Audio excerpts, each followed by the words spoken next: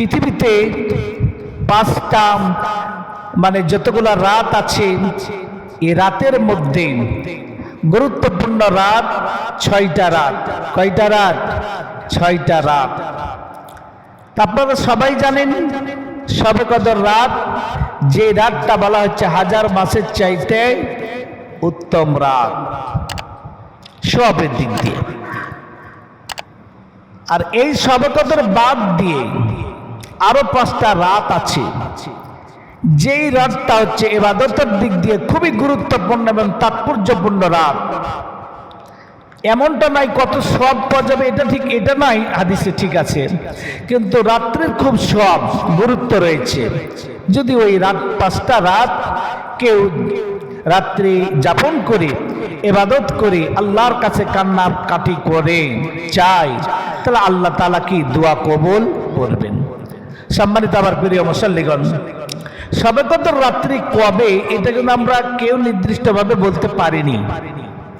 Last 10টা রাত অথবা বিজোড় রাত এইভাবেই হাদিসে এসেছে, আলেম ওলামাগণ বলেছেন। কিন্তু 5টা রাতের ব্যাপারে নির্দিষ্ট এই 5টা রাত। 1 নম্বর হচ্ছে আরাফার রাত, যে রাতে হাজি সাহেবরা হজ করতে যায়, আরাফার রাত। এই আরাফার মাঠে আরাফার রাত, এই রাতটা খুবই গুরুত্বপূর্ণ। রাত্রি জাগরণ করে ইবাদত করে যে আল্লাহর কাছে কোনো চাই, কান্নাকাটি করে আল্লাহ দোয়া কবুল করে থাকেন। জোরে বলেন আলহামদুলিল্লাহ। হজের রাত 2 নম্বরে কিসের রাত? হজের রাত। এটা হাজি সাহেবরা যারা হজ করতে যান, হজের রাত্রিটা খুব গুরুত্বপূর্ণ রাত্রি ইবাদতের দিক দিয়ে এবং আল্লাহর কাছে দোয়া কবুল হওয়ার দিক দিয়ে। এরপর হচ্ছে শবে বরাত, যে শাবান মাসের 14 তারিখ বাদ দিয়ে যে 15 তারিখের রাত্রি পড়ে, এই রাতটা খুব গুরুত্বপূর্ণ রাত। তাহলে কয়টা গেল? 3টা। আর এই 5টার মধ্যে 3টা শবে কদর তো স্পেশাল, ওর জন্য তো সূরা আল্লাহ নাজিলই করে দিয়েছেন, ওটার সাথে কোনো তুলনাই আসে না। ঈদুল ফিতরের রাত আর ঈদুল আজহার রাত। তো যেহেতু আজকের দিন শেষ, মাগরিবের পর থেকে ঈদুল ফিতরের রাত, কি কথা ঠিক না? এই রাতের অনেক গুরুত্ব। কোন বান্দা যদি নামাজ পড়ে অথবা ইবাদত বন্দেগী করে আল্লাহর কাছে যদি তারা নিজের গুনার জন্য খাস করে মাফ চায়, আল্লাহ মাফ করে দিবেন। যারা বলে আলহামদুলিল্লাহ। এবং যত প্রকার আপনার চাওয়া পাওয়া, মনের দুঃখ বেদনা কষ্ট সব আল্লাহকে বলবেন। তবে উত্তম হচ্ছে আপনি মোনাজাতে যে চাইবেন, মোনাজাতের চাইতে উত্তম চাওয়ার পদ্ধতি হচ্ছে আপনি নফল নামাজ পড়লেন, পড়ার পর আপনি কি ডাইরেক্ট সিজদাতে যাবেন। কোথায় যাবেন? সিজদাতে। সিজদাতে যে সুবহানা রাব্বিয়াল আলা আপনি পড়লেন 3 বার বা 5 বার বা 7 বার। এরপরে আপনি আপনার মাতৃভাষায় এখন আপনি আপনাকে আল্লাহকে বলেন, আল্লাহ যতক্ষণ তুমি আমার দোয়া কবুল না করবে আমি মাথাতে উঠাইবো না। সিজদা দিয়েছি তোমার কাছে, চাচ্ছি এই মাথায় উঠাবো না। তুমি আমার ইচ্ছা, আমার মনে স্বপ্ন বা আমার আশা আকাঙ্ক্ষা তুমি পূর্ণ করো, অথবা আমাকে তুমি মাফ করে দাও। সিজদায় পড়ে চাওয়াটা আল্লাহর কাছে আরো সবচেয়ে উত্তম। কি বুঝতে পেরেছেন? তাহলে কি সিজদার সিস্টেম কি? আপনি ডাইরেক্ট দাঁড়িয়ে আছেন, নামাজ পড়া হয়ে গেছে, নামাজের পরে সালাম ফেরার পরে স্পেশাল ভাবে আপনি সিজদায় পড়ে যাবেন। সিজদায় পড়ে কি আল্লাহর কাছে আপনার নিজের গুনার জন্য, নিজের ভুল ত্রুটির জন্য, নিজের পরিবারের ডেভেলপ, নিজের পরিবারের সুখে শান্তিতে রাখার জন্য, ছেলে সন্তান স্ত্রী মহব্বত, আত্মীয়তার সাথে মহব্বত, পরিবারের মধ্যে যেন শান্তি বিরাজ করে, এই জন্য আপনি দোয়া করবেন, আল্লাহর কাছে সিজদায় পড়ে চাইবেন। নবী রাসূলগণ সিজদায় পড়ে আল্লাহর কাছে চাইতেন। কি কথা ঠিক না? আমাদের মুহাম্মদ সাল্লাল্লাহু আলাইহি সাল্লাম বদরের সর্বপ্রথম ইসলামের যুদ্ধ, বদরের যুদ্ধ, সাহাবীরাকে দাঁড় করিয়ে দিয়েছেন, কাফেরদের তীর লাগতেছে, আল্লাহ রাসূল সাহাবীদেরকে দাঁড় করিয়ে দিয়েছে, মুখামুখি করিয়ে দিয়েছে শত্রুদের বিরুদ্ধে। আল্লাহ রাসূল সিজদায় পড়ে আল্লাহর কাছে কাঁদতেছে, সাহায্য চাচ্ছে। কি কথা ঠিক না? আল্লাহ পাক স্বয়ং আল্লাহ রাসূলের চোখের পানি জমিনে ভেজে যাচ্ছিল, সিজদায় পড়ে আল্লাহ পাক দোয়া কবুল করে নিলেন, ফেরেশতা পাঠিয়ে দিলেন। কি কথা ঠিক না? আল্লাহ পাক বদরের মাঠে বিজয় দান করলেন। এই জন্য সিজদায় পড়ে চাওয়াটা হলো সবচেয়ে চাওয়ার মধ্যে উত্তম চাওয়া পদ্ধতি, সিস্টেম, সেটা আপনারা করবেন। আর ঈদুল আজহার রাত্রি, ঈদুল আজহার রাত্রি, ঈদুল আজহা তো সামনে আসছে, তাহলে আমরা আজকে যেহেতু আজকে আমাদের ঈদুল ফিতরের রাত, শেষ রাত, এই রাতে আমরা সবাই নফল নামাজ পড়ে, তাহাজ্জুদের নামাজ পড়ে ইবাদত করে আপনি আল্লাহর কাছে কি চাইবেন? আল্লাহ পাক যেন আপনাদেরকে সকলকে কবুল করেন, জোরে বলেন আল্লাহু আমিন। সম্মানিত ভাইরা আমার, আমি কিন্তু আগে কোরআনের একটা আয়াত তেলাওয়াত করেছিলাম, বলে ইন্নাস সালাতি, কি হে রাসূল বলে দাও আমার নামাজ, অনুসুকি আমার ত্যাগ, আমার কোরবানি, কোরবানি শব্দের অর্থ ত্যাগ করা। কি ঠিক আছে না? লোভ লালসা সমস্ত কিছুকে বিসর্জন দেওয়া, ত্যাগ করা, সময় বলেন, অর্থ বলেন, সবকিছু কোরবানি করা। আমার জীবন, আমার মরণ লিল্লাহি রাব্বিল আলামিন, কার সন্তুষ্টির জন্য হতে হবে? আরো বলেন কার জন্য? আল্লাহর সন্তুষ্টির জন্য হতে হবে। তাহলে ঈদের দিনে যে যে কাজগুলো করবেন, করণীয়, এটা কাকে সন্তুষ্টির জন্য করবেন? কাকে? স্ত্রীকে না, ছেলে সন্তানকে না, প্রতিবেশীকে না, আদার্স অন্য কাউকে সন্তুষ্টির জন্য নয়, একমাত্র আল্লাহকে সন্তুষ্ট করার জন্য। কি কথা ঠিক না? এখন অনেক যুবক ভাইরা আছেন, নিয়াত করেছেন, পরিকল্পনা করেছেন, ওয়াইফাই লাইন নাই বাড়িতে, এমবি ভরবেন, হয়তো 400-500 টাকা এমবি ভরে সারা রাত ধরে ঈদের রাত্রে আনন্দের রাত। আর যারা আরো শিশুগুলারা ভটকা ফুটে বেড়ায়, কে যে রেওয়াজ দিল ভটকা ফুটিয়ে বেড়া আল্লাহ জানে। এটা কি মুসলমানের সাংস্কৃতিক বলেন? তা আপনি নিয়াত করেছেন আজকে রাত্রে সুন্দর সুন্দর নাটক আর ছবি হবে, যারা টিভি আছে টিভিতে দেখে, আর যাদের নাই তারা সারা রাত্রি ধরে টাকা কষ্ট করে বোনাসের টাকা পেয়ে আপনি অশ্লীল ভিডিও দেখবেন। অথবা আগামীকালকে নিয়াত করেছেন যত যা আছে বান্ধবী বলেন, পরকিয়া করেন ইত্যাদি, তাদের সাথে আপনি কি ইমুতে কথা বলবেন। এই নিয়াত দিয়া যদি ঈদগাহ ময়দানে নামাজ পড়তে যান, আল্লাহ খুশি হবে না শয়তান খুশি হবে? বলেন কে খুশি হবে? অনেক যুবক আছে ঢাকাতে কাজ করে, চট্টগ্রামে, রাজশাহীতে কাজ করে, বিভিন্ন রাজমিস্ত্রি বলেন, কাঠমিস্ত্রি বলেন, স্ত্রীর জন্য, পরিবারের জন্য টাকা ঠিক মতন দেয় না, পাঠায় না, ঈদ করতে অনেকে আসে না, কিন্তু ঠিকই দেখা যায় আরেকটা পরকীয়া করে, আরেকটা মেয়েকে অবৈধভাবে তার সাথে করে ঈদ করে। হয়তো আপনাদের আঁকিরার লোক নাই এরকম, আমার কাছে রিপোর্ট আছে, তথ্য আছে, আমরা হুজুর মানুষ তো, আমাদের কাছে এগুলো আছে, অভিযোগ আছে, জানি আমরা।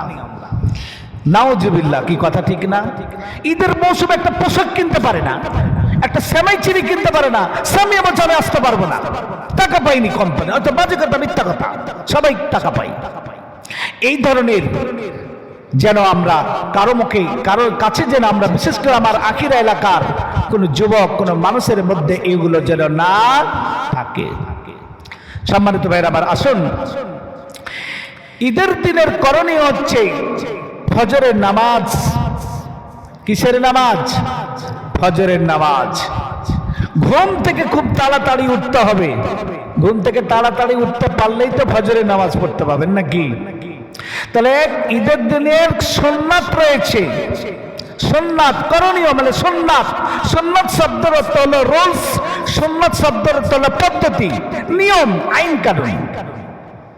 তাহলে এই সুন্নাত রয়েছে, সেটা হচ্ছে আপনি কি করবেন? ঘুম থেকে খুব তাড়াতাড়ি উঠবেন।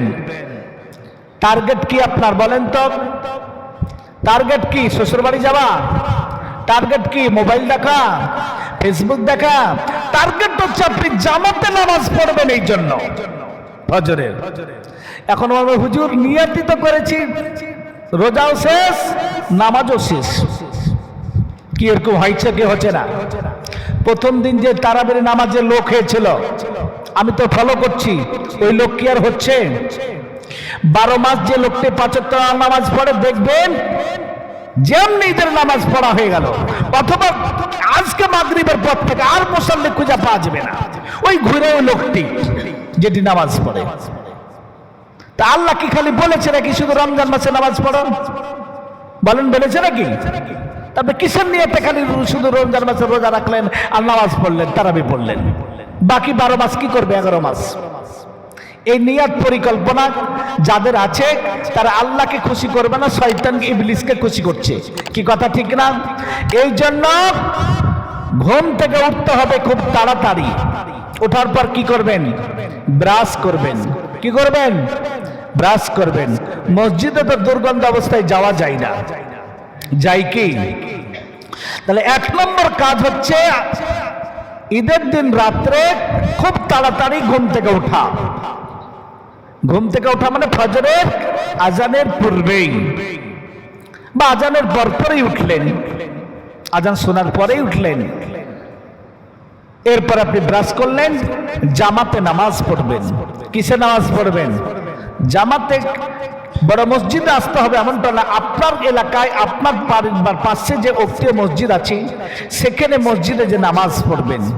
ছেলে মানুষদের নামাজ পড়া, মসজিদে নামাজ পড়া, এটা ফরজের সমতুল্য ধরলেন। কি বোঝা গেল না? এই জন্য আপনি বলবেন যে বাড়িতে নামাজ পড়লে কেন? হ্যাঁ হবে, কিন্তু এর গুরুত্ব অনেক। ওয়াজিব তো ডাইরেক্ট ওয়াজিব, আর এটা ফরজের সমতুল্য, মানে সবের দিক দিয়ে সবকিছু মিলে। আর জুমার দিন তো হবেই না এটা। এই জন্য এরপর নামাজ শেষ করবেন। নামাজ শেষ করার পর তাড়াতাড়ি চেষ্টা করবেন গোসল করে নেওয়া। কি করে নেওয়ার? গোসল করবেন। এখন যদি বলেন হুজুর না একটু চা খেতে যাবো বাজারে, ওটুকু ছাড় দিবেন না? বা ঈদগাহ ময়দানে তো ঈদগাহ কাজ হলো কিনা, ঝাড়ঝুট হয়েছে কিনা, সেটাও তো আমি কমিটির লোক দেখতে যেতে হয়।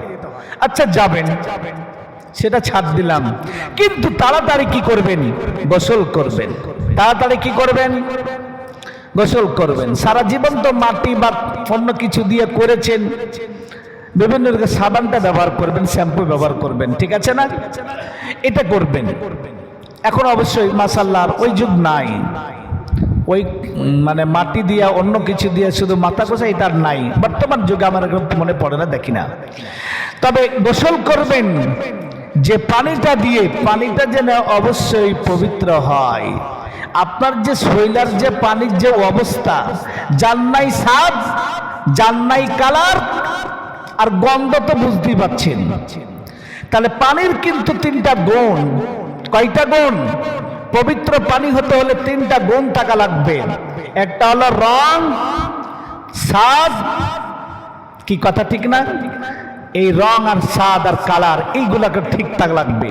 চোখের যেন সৌন্দর্য থাকে, দুর্গন্ধের জন্য না হয়, স্বাদের যেন ঠিক থাকে, কালারও যেন ঠিক থাকে, পানিটা যেন পবিত্র হয়। এই যে দিলেন এতগুলো ময়লা আবর্জনা, অনেকের ল্যাট্রিনের পাইপ পর্যন্ত দেওয়া আছে, ডাইরেক্ট হাউস সেট করা আছে, কি আছে না? ওগুলোতে পানিতে সাথে কি মিশ্রিত হচ্ছে না? দ্রাবিত হচ্ছে কি হচ্ছে না? এগুলো কি, এটা কি প্রবাহমান পানি, নদীর পানি? প্রবাহমান চলে যাচ্ছে? এটা তো যাই না। এই পানিটা তো বন্ধ হয়ে গেছে, নষ্ট হয়ে গেছে। এই পানিতে আপনি সাবান দিয়া গোসল করে চলে এলেন ঈদগাহ ময়দানে নামাজ। আপনি মনে করলেন আমি তো পবিত্র হলাম। আপনি কি হলেন পবিত্র? পবিত্র হতে পারেননি। এই জন্য ফ্রেশ পানি, যেই পানির চোখে সৌন্দর্য আছে, যার কালারও ঠিক আছে, যার স্বাদ ঠিক আছে, যার গন্ধ ঠিক আছে, ঠিক আছে না? এরকম পানিতে গোসল করবেন, তারই হলে পবিত্রতা হবেন। আত্মহুরুক শাত্রুল ঈমান। পবিত্রতা হচ্ছে ঈমানের অর্ধেক। ঈমানের কি? অর্ধেক। আপনি যা ইবাদত করবেন আগেই পবিত্রতা। পবিত্রতা ছাড়া ইবাদত হবে না। তাহলে আপনি যে গোসল করলেন, যেই পানি দিয়ে পবিত্র হলেন, যেই পানি দিয়ে পোশাক ধুলেন, ওই পোশাকটা, ওই গোসলটা যদি আপনার স্বচ্ছ পরিষ্কার পবিত্র পানি না হয়, তাহলে আপনার তো ইবাদত বন্দেগী নষ্ট। আপনার রেগে গেলেন নাকি আমার উপর? এত কড়া করে আওয়াজ দিচ্ছেন হুজুর, কি দরকার আপনার ওখানে গোসল করতে হবে? কে বলেছে বলেন তো? তারপরে চোখে দেখে তো খারাপ লাগে পানিগুলা, কি কথা ঠিক না? আর খুবই যদি ইচ্ছা হয়, না পারি না, ছোটকাল থেকে অভ্যাস করলেন, বাড়িতে এসে টিউবওয়েলের পানিটা ভালো করে একদল ঢালিয়ে নাগে, রাগটা করিয়েন না, করলে করিয়েন, ভালো কথাই বললাম। এরপরে আপনি কি করবেন? গোসল হয়ে গেল, সুন্দর নতুন পোশাক, নতুন পোশাক পরিধান করা ঈদের দিন, এটা হলো সুন্নাত। এটা কি? এক মাওলানাকে দেখলাম, নাম বলবো না, নাম বললে অনেকে চিনে নেবেন, ফেসবুকে আজকে দেখলাম, উনি বলছে ঈদের দিন নতুন পোশাক পরাটা বেদাত। নাউজুবিল্লাহ বলেন। কি রকম মন্তব্য এগুলো, আজব আজব। ঈদের দিন নতুন পোশাক পরা সাহাবীরা, রাসূলরা পড়েছেন, রাসূল বলেছেন, অনেক হাদিস, আর বলছে বেদাত। ওর গোষ্ঠী নিজ খালি বেদাত আর বেদাত লিবেস্তাদের কাজ, ওই দিকে কথা শুনবেন না। নতুন পোশাক পরবেন, এখন বলবেন হুজুর আমার তো নতুন পোশাক নাই, তাহলে কি করবেন? তো কিনতেই পারেনি অভাব অনটনের জন্য। তাহলে আপনার যে বিগত যে পোশাকগুলো ছিল, ওই পোশাকের মধ্যে সবচেয়ে যেটা বেস্ট, যার সবকিছু ভালো আছে, ওটাকে পরিষ্কার পরিচ্ছন্ন করে পবিত্র পানি দিয়ে করে ক্যালেন্ডার করবেন। একটা দেখার জন্য সুন্দর যায়, একটা ক্যালেন্ডার করতে কয় টাকা? হয়তো 10 টাকাই নিল, কি ঠিক আছে না? আপনি তো 4 স্থানে বসে একটা চা পান খেয়ে 10 টাকা শেষ করে দেন। তাহলে এই পোশাকটাকে আপনি করবেন। তবে আপনারা অনেক ভাই আছেন, শার্ট কিনেছেন, গেঞ্জি কিনেছেন, শখ করে ঈদের দিন ঈদের পোশাক, আপনারা দয়া করে আপনারা ঈদের পরে এসে পড়েন, কিন্তু ঈদের ময়দানে নামাজ পড়তে যে সুন্নতি যে পোশাক, আপনাকে জুব্বা পড়তে বলছে এটা না, পাঞ্জাবিটা আপনি পরাটা হলো সুন্নাত। এটা একটা সৌন্দর্য। বাংলাদেশরা, ভারতবর্ষের যারা রাজনীতি করে, বাম রাজনীতি করে, ইসলামী রাজনীতি ধারা করে না, বাম রাজনীতি করে, ওরাও রাজনীতির পোশাক হলো পাঞ্জাবি পরে। ভারতবর্ষের যেগুলা হিন্দু আছে, প্রধানমন্ত্রী বলেন, এমপি বলেন, ওরাও পাঞ্জাবি পরে, কি পরে না? তা আপনি মুসলমান ঈদের নামাজ পড়তে যাবেন, একটা হাফ গেঞ্জি গায়ে দেন, আপনি একটা শার্ট গায়ে যাবেন, হাফ শার্ট। বাংলাদেশের বিভিন্ন অফিস আদালতেই গেঞ্জি গায়ে ঢুকতে দেয় না, এলাও নাই, ফুল লাগে, ফুল হাত লাগে, কি কথা ঠিক না? তাহলে আপনি ওটা পরে যাবেন কেন? আপনার তো একটা রুচের ব্যাপার আছে, আপনি একটা সৌন্দর্য বুঝেন না, একটা সামাজিক বুঝেন না, কি কথা ঠিক না? এই জিনিসটা আপনারা চেষ্টা করবেন। আমি বলছি না বাধ্য করে, কেন আপনাকে পাঞ্জাবি কিনাই লাগবে, অভাব আলোর টাকা নাই, তাও যদি থাকে আপনি ওটা যাবেন, আর না থাকলে একান্ত আপনি ফুল হাতের শার্টগুলো আপনি পরে যাবেন খুব হলে। কিন্তু সকলে চেষ্টা করবেন পাঞ্জাবি পরিধান করা, যেটা আমাদের মুসলমানদের জাতীয় পোশাক, নবী রাসূলের এটা পরিচে সুন্নাত, কি কথা ঠিক আছে না? সবকিছুর একটা সৌন্দর্য আছে। আল্লাহ পাক নিজেই বলছেন, খুজু ইনদা যিনাতাকুম ইন কুল্লি মাসজিদিন, প্রত্যেকটা মসজিদে প্রত্যেকটা নামাজে যিনাতাকুম সৌন্দর্য পোশাকগুলা খুজু মানে তোমরা ধরো, গ্রহণ করো। তাহলে প্রত্যেক নামাজের সময় সৌন্দর্য পোশাক পরিধান করে আল্লাহ পাক বলছেন। কে বলছেন? সূরা হজের মধ্যে, জুমার মধ্যে আছে। এই জন্য সম্মানিত ভাইরা আমার, আপনারা সুন্দর পোশাক পরিধান করবেন। পোশাক পরিধান করা হয়ে গেল, এখন আপনারা আতর ব্যবহার করবেন। কি ব্যবহার? সুরমা, আতর, সেন্ট। আতর ব্যবহার করেছেন আমাদের নবী, সাহাবীরা ব্যবহার করেছেন। তাহলে নবী সাল্লাল্লাহু আলাইহি সাল্লাম যেটা নিজে ব্যবহার করেছেন, ব্যবহার করার জন্য অনুমতি দিয়েছেন তার উম্মতদেরকে, সেটাই তো হাদিসে যায়, কি কথা ঠিক না? এই জন্য আপনারা অবশ্যই আতর ব্যবহার করবেন। কেমিক্যাল জাতীয় অনেক সেন্ট বের হয়েছে, আল্লাহর রাস্তায় সেদিনটা করিয়েন না, অন্যদিন করবেন, মানা করছি না, এত যদি ইচ্ছা হয়। কিন্তু আতর ব্যবহারটা সবসময় চেষ্টা করবেন। আপনি পুরুষ মানুষ, আপনাকে অন্য ধরনের সেন্ট ব্যবহার করার দরকার, আতরটা তো এখন অনেকক্ষণ সেন্ট করে, তাই না? এই জন্য আতর ব্যবহার করবেন, সকলে চেষ্টা করবেন সুরমা আতর লাগা, এটা হলো কি সুন্নাত। পোশাক পরিধান করা হয়ে গেছে। এরপরে বাড়ির যে বাচ্চাগুলো আছে, পুরুষ ছেলে মানুষ ছোট হোক, এদেরকেও ঈদের ময়দানে নামাজ পড়তে নিয়ে যাওয়াটা হলো সুন্নাত। কারণ ছোট ছোট বাচ্চারা পিতামাতার, আশেপাশের প্রতিবেশীর সব কিছু দেখে কিন্তু কি সেটা ফলো করে। কি কথা ঠিক না? ছোট্ট ছোট্ট বাচ্চারা বাপ মাকে যা দেখবে সেটাই কিন্তু গড়ে ওঠে। তা আপনি আপনার বাচ্চাটাকে কি নিয়ে যাবেন, চেষ্টা করবেন নিয়ে যে নিজের পাশে রাখা, বলে দিবেন আমি যেভাবে করছি আমার দিকে ফলো করবে, ওইভাবে নামাজ পড়বে, একটা কথা বলবে না।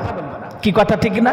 আর আপনি যদি 10-20 জন বাচ্চা নিয়ে গেছেন, দিয়ে রাখে ছেড়ে দিয়েছে, তোরা সব দিবে এখানে খেয়াল দিয়ে নামাজ শুরু হয়ে গেল, কে আব্বা কে চাচা এমন ডাক দেয় যে হুজুরের কেরত ঠিক মতো বাড়ায় না। কি কথাটা, কে কান্দে বাড়াইল আর আব্বা হারিয়ে গেল, হয় কি হয় না? এই কাজ করবেন না, ঠিক আছে না? নিজের নিজের বাচ্চাকে রাখবেন। আর যারা মেয়ে বাচ্চা তাদেরকে এক জায়গাতে রাখবেন, তারা যেন দূরে থাকে, তাদেরকে না নিয়ে গেলেও ভালো। যে তাদের ঈদের ময়দানে নেওয়ার এটা আমাদের এলাকায় সিস্টেম নাই। যে এলাকা আছে সেই এলাকায় তার মায়েদের সাথে যাবে। যারা মারা নামাজ পড়তে আছে মসজিদ আছে না, মেয়েদেরকে মায়েরা নিয়ে আসবে মসজিদে। আর যেটা ছেলে বাচ্চা তাদেরকে তার অভিভাবকরা নিয়ে যাবে, চাচা বলেন আব্বা বলেন তারা নিয়ে যাবে। কি বিষয়টা বুঝতে পেরেছেন কিনা? তারা তাহলে দেখে শিখবে। আসুন, পোশাক পরা হয়ে গেল, বাচ্চাদেরকেও তৈরি করা হয়ে গেছে, প্রস্তুত করা হয়ে গেছে। এখন আপনাকে সুন্নতি খাবার, মিষ্টি জাতীয় খাবার খেতে হবে। কি জাতীয় খাবার খেতে হবে? একদম না খেয়ে যাওয়া যাবে না ঈদুল ফিতরের দিন। ঈদুল আজহার দিন ছাড় আছে, মানে রোজা, যতক্ষণ পর্যন্ত গোস্ত আসার পরে, রান্নার পরে, খাওয়ার পরে রোজা ছাড়তে আছে। কিন্তু ঈদুল ফিতরে এরকম নাই। এই জন্য সবাই কি মিষ্টি খাবেন, মিষ্টি জাতীয় খাবার খাবেন, কমসে কম 3 বার খাবেন। না হলে যখন পোশাক পরা হয়ে গেল, এই মুহূর্তে মিষ্টি জাতীয় খাবার খেয়ে ঈদের ময়দানে যাওয়াটা হলো সুন্নাত। একবার হলো কি খেয়ে বের হবেন। পারবেন তো ইনশাল্লাহ নাকি? মানে এটা হুজুর পারবে, এটাকে ছাড়া যায় তো ওর সুযোগ, এটা ছাড়বেন না। আচ্ছা, হয়ে গেল কাজ। এরপর এখন বাড়ি থেকে বের হবেন, নিয়াত করবেন আগে আমি এক রাস্তা দিয়ে যাব, আর এক রাস্তা দিয়ে আসবো। টার্গেট করবেন ঈদগাহ তো আমাদের এখানে, কোন রাস্তা দিয়ে যাব আর কোন রাস্তা দিয়ে আসবো। তাহলে এক রাস্তা দিয়ে যাওয়া আর এক রাস্তা দিয়ে ফিরে আসা, এটা হলো কি সুন্নাত। এটা কি সুন্নাত, সেটা নিয়ত করবেন, ওইভাবে যাবেন। রাস্তাতে যখন যাবেন তখন কি গল্প গুজব করবেন, কে কেমন দামের পোশাক কিনেছে, কে কত টাকা বোনাস পেলেন, না আগামীকাল ভুয়ে পানি দিতে যাবে, বাগানে বীজ দিতে হবে, এগুলো করবেন নাকি? না, তাকবীর দিতে দিতে যেতে হবে। কি দিতে দিতে যেতে হবে? আল্লাহু আকবার, আল্লাহু আকবার, লা ইলাহা ইল্লাল্লাহ, আল্লাহু আকবার, আল্লাহু আকবার, ওয়ালিল্লাহিল হামদ। এই তাকবীর পড়তে পড়তে প্রত্যেকটা মুসল্লিকে ঈদগাহর ময়দানে যেতে হবে। আবার ঈদের নামাজ শেষ করে বাড়ি আসা পর্যন্ত তাকবীর দিতে হয়। এই কাজটা আপনারা কি করতে পারবেন না? পারবেন কি পারবেন না? কাকে খুশি করার জন্য বলেন তো? কাকে? আল্লাহকে। এই কাজ করবেন। ঈদের ময়দানে নামাজ পড়লেন, যেভাবে পড়েন সেভাবে তো পড়বেন। নামাজ পড়ে আসার পর প্রত্যেকে নিজ নিজ আব্বা আম্মা ভাই স্ত্রী যারা আছে তাদের কবরের পাশে যে মোনাজাত করবেন। কি করবেন? মোনাজাত করবেন। এখন বলে যে কবরের স্থানে যা মোনাজাত না করলে হয় না। এখন অনেকগুলো আলেমুলা এক এক রকম ফতোয়া। আপনি আর যেখানে দোয়া করবেন সেখানেই দোয়া কাজ হবে, কিন্তু আপনি কবরের কাছে যাবেন আপনার নিজের উপকারের জন্য। কিসের উপকারের জন্য? নিজের উপকার। আপনি যখন ডাইরেক্টলি আপনার আব্বার কবরের পাশে যে যখন দাঁড়াবেন, আপনার আব্বার জীবনের সমস্ত স্মৃতিগুলো আপনার সামনে ভেসে উঠবে, ভেসে উঠবে না?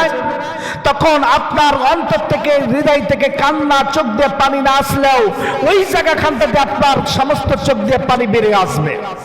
আমার সামনে আমার আব্বা শুয়ে আছে, আমার আম্মা শুয়ে আছে। হাইরে জীবন, এই যে আমি দোয়া করছি, দোয়া করতে আমি বাড়ি নাও যেতে পারি। এই মুহূর্তে তো আমার মৃত্যু হয়ে যেতে পারে। আপনার নিজের মৃত্যুকে, আপনার নিজের স্মরণকে করার জন্য কবরস্থানে যাওয়াটা উত্তম। কি বুঝাইতে পেরেছি কিনা? দূর থেকে তো দোয়া অনেক হয়, হবে দোয়া কবুল হবে না হয় তা বলছি না, কিন্তু আপনি যখন ডাইরেক্টলি কবরের পাশে যাবেন, আব্বা আম্মার সামনে যখন আপনি দোয়া করবেন, আপনার অন্তর থেকে, হৃদয় থেকে চোখ দিয়ে পানি বের আসবে। আর আল্লাহ পাক বলেছেন, কোন সন্তান যদি দোয়া করে আর ওই সন্তানের চোখ দিয়ে পানি যদি জমিনে পড়ে, গড়ে পড়ে, জমিনে পড়ার পূর্বে আমি আল্লাহ তাআলা তার দোয়াকে আমি কবুল করে নিই। জোরে বল আল্লাহু আমিন।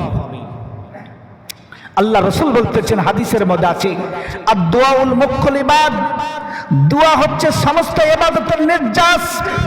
যেমন আমাদের বডির মধ্যে নির্যাস হচ্ছে আমার ব্রেন, মস্তিষ্ক। এই ব্রেন নষ্ট হয়ে গেলে মানুষের কোনো দাম থাকে না, তাকে পাগল বলে। কি কথা ঠিক না? দোয়ার সমস্ত ইবাদতের দোয়া হচ্ছে নির্যাস। এই দোয়া আল্লাহ রাসূল বলতেছেন, কোন বান্দা যখন দুই হাত তুলে আল্লাহর কাছে দোয়া করে, আল্লাহ পাক ওই খালি হাত দুই থেকে ফিরিয়ে দিতে আল্লাহ পাক নিজেই লজ্জাবোধ করেন। কি বোধ করেন? লজ্জাবোধ করেন।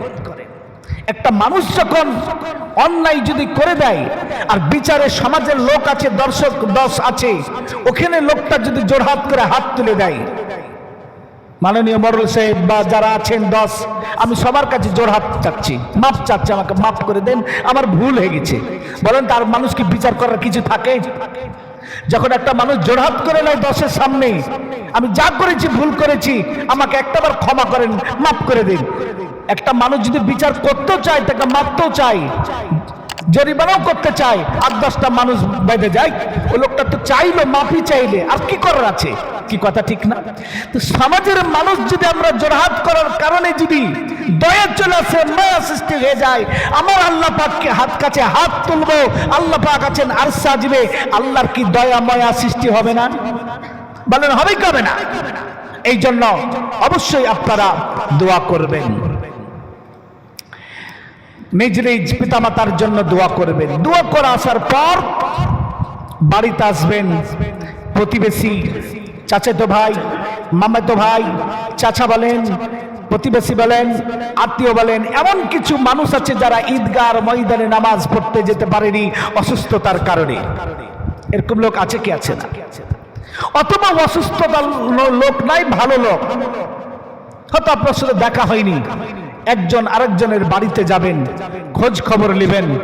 কি করে না?